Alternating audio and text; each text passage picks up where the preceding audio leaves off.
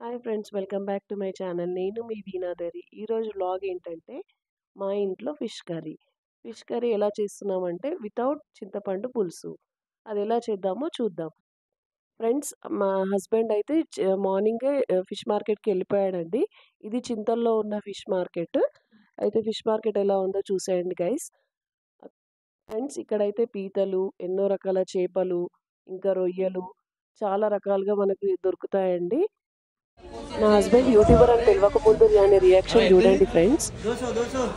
ఏంది ఒకటి kilo kilo 200 video తీస్తున్నాం అలా. నా హస్బెండ్ యూట్యూబర్ అని తెలిసిన తర్వాత ఆయన రియాక్షన్ చూడండి, ఆయన సెల్లింగ్ రియాక్షన్ కూడా చూడండి. ఎట్లా కిలో అది 200 కిలో భయ్యా, 200 కిలోనా 200 కిలో. నాకు ఎంత ఇస్తావు నీకానా ఓన్లీ 180 రూపాయల కిలో ఇస్తాను. ఫిష్ అయితే తీసుకున్నాడు మా ఆయన. అయితే ఈ విధంగా వాళ్ళు నీట్గా క్లీన్ చేసి కట్ చేసి ఇస్తారు.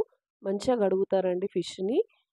మనకు ఎంత సైజులో కావాలో వాళ్ళు అంత సైజులో కట్ చేసి ఇస్తారు నీట్గా.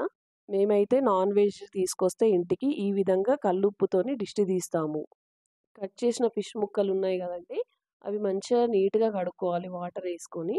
ఇప్పుడు ఈ బరకగా ఉన్న రాయి ఉంది కదా, దాని మీద కల్లుప్పు వేసుకుంటూ ఫిష్ ముక్కల్ని ఒక్కొక్కటి వేసుకుంటూ బాగా నీట్గా కడిగేయాలి, స్మెల్ రాదు. ఇలా ఈ ఫిష్ని కల్లుప్పుతోని నీట్గా కడుక్కున్నాం కదా, అన్ని ఫిష్ ముక్కల్ని ఈ విధంగా వాటర్ వేసి 4-5 టైమ్స్ మనం కడుక్కోవాలి. ఇప్పుడు స్టవ్ వెలిగించుకొని 3 ఉల్లిపాయలు తీసుకోవాలి. నాకైతే 3 ఉల్లిపాయలు సరిపోతాయండి. ఈ విధంగా స్టవ్ మీద పెట్టుకొని ఈ విధంగా కాల్చుకోవాలి.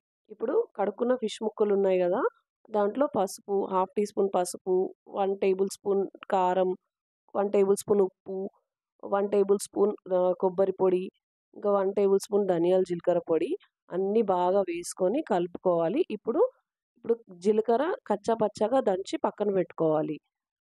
కాల్చుకున్న ఉల్లిపాయలు ఉన్నాయి కదా, అవి కట్ చేసుకొని పక్కన పెట్టుకోవాలి. ఇప్పుడు మిక్సీ జార్లో కచ్చా పచ్చాగా దంచుకున్న జీలకర్రని, ఇంకా వెల్లుల్లిపాయల్ని, ఇంకా కట్ చేసుకున్న ఉల్లిపాయల్ని వేసుకొని బాగా మిక్సీ పట్టుకోవాలి. మంచిగా రుబ్బుకున్న పేస్ట్ని ఈ ఉప్పు కారం కలిపిన ఫిష్లో ఆ పేస్ట్ని కలిపి మంచిగా కలుపుకోవాలి. ఇప్పుడు స్టవ్ ఆన్ చేసుకొని పెద్ద బౌల్ పెట్టుకోవాలి. ఇది ఫిష్ కర్రీ కోసమే తీసుకున్న బౌల్. సో ఇందులో ఆయిల్ వేసుకోవాలి.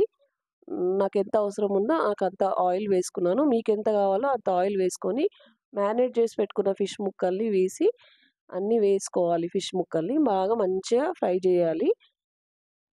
చేప ముక్కల్ని బాగా ఉడుకుతున్నాయి కదా, ఒక్కొక్కటిగా చేప ముక్కల్ని విరగకుండా పైకి కిందికి మీదికి తిప్పుతూ మంచిగా ఉడకబెట్టుకోవాలి. Tasty fish curry ready.